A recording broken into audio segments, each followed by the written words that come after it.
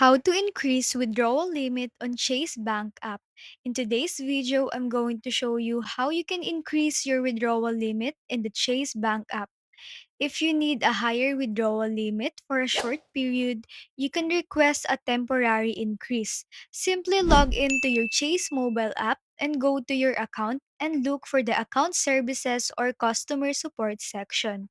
From there, you can use the secure messaging or the chat feature to request a temporary limit adjustment. Another option is to upgrade your account. Chase offers premium accounts like Chase Sapphire Checking or private client accounts, which come with higher withdrawal limits. To upgrade, visit a Chase branch or contact their customer service for assistance. If the above methods doesn't work, you can always call the Chase customer support directly at their official number.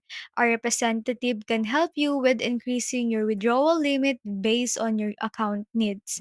And that's it. Those are the three ways to increase your withdrawal limit in the Chase app. If you found this video helpful, don't forget to like, share, and subscribe for more quick tech tips. Thanks for watching and see you in the next video.